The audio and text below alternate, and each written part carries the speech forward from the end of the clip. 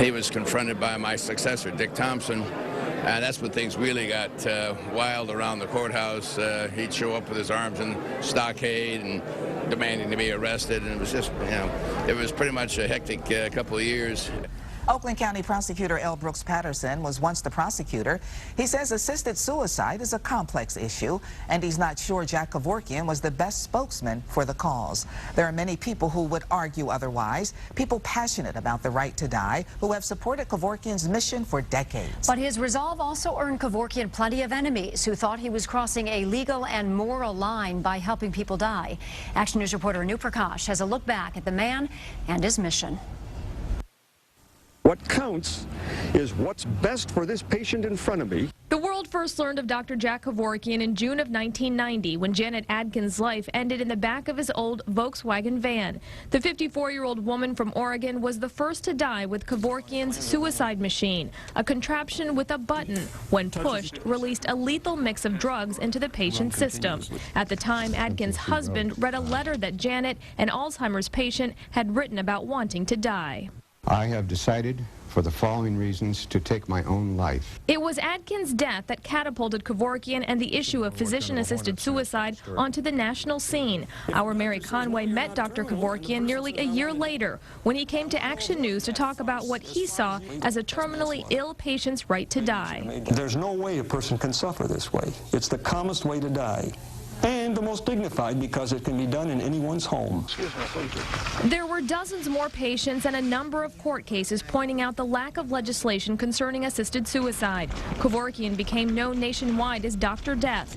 He and his flamboyant attorney Jeffrey Feiger demonstrated a flair for drama. Once Kevorkian showed up for court in a powdered wig. When jailed, he went on hunger strikes.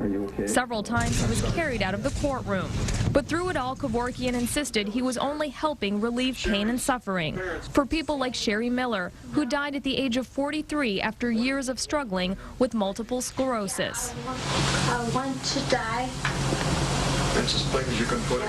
Yeah. The legislature passed laws prohibiting assisted suicide, and groups representing the disabled called Kevorkian a serial murderer. We're not dead yet. Kevorkian repeatedly called for other doctors to join him, saying that end-of-life decisions for the terminally ill should be regulated, not illegal. Experienced, compassionate physician who is immune to any kind of pressure, financial or peer or legislative, any kind of pressure, and who has a clean record. That's the kind of physician who should start doing this. Several times Kevorkian had legal victories, cases thrown out of court because of loopholes in the law or jury acquittals.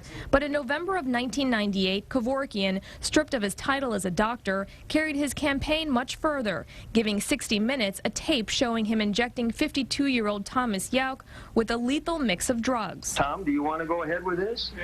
Kevorkian had thrown down the gauntlet, and the Oakland County prosecutor at the time, David Gorsuch, responded by charging him with first-degree murder. I didn't give Mr. Kevorkian anything.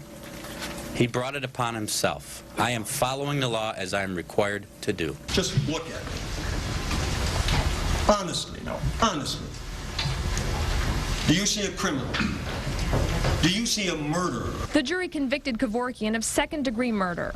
The judge at the time, Jessica Cooper, sentenced him to 10 to 25 years in prison. And you had the audacity to go on national television, show the world what you did, and dare the legal system to stop you.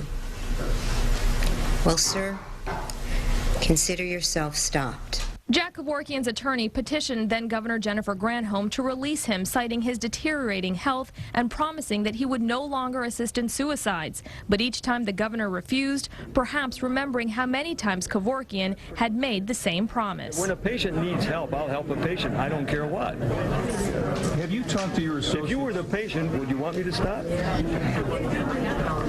Would you? In 2007, Jack Kevorkian was released from prison after serving more than 8 years of his sentence. Feels wonderful. Looking good. One of the high points in life. In February of 2009, I interviewed Kevorkian following a raid in Pittsfield Township. It was part of a probe into the Final Exit Network, an assisted suicide group. Kevorkian told me he had never been contacted by that group. I don't know if they really supported me or not. I don't know. It looked more neutral to me than anything else, but it didn't really matter. They just couldn't do it correctly. I knew that, so. Why do you say that? Well, it's a medical service. Should be done with medical people. Kevorkian said he didn't agree with the group's methods, but believed in the organization's mission. It's a small step, but it's a step in the right direction to get it so it's practiced. See? Because the people want it. A little more than a year after that interview, Kevorkian was in the spotlight again, this time in the HBO movie You Don't Know Jack, The Life and Deaths of Jack Kevorkian. Al Pacino played Kevorkian, and the role of the assisted suicide advocate earned Pacino Golden Globe and Emmy awards. There you are, Jack. But for the most part, in his later years, Kevorkian lived a quiet life. In that 2009 interview, he told me he still received many letters of support. And despite igniting a firestorm of controversy, Kevorkian continued to defend his beliefs. Once in a while, I'd get a letter from some desperate family member who pleads for help somehow. If nothing else, what advice can I give, you know, which I couldn't, of course. And it's really tragic. So much misery that's unnecessary in this world. I'm Anu Prakash, Channel 7 Action News.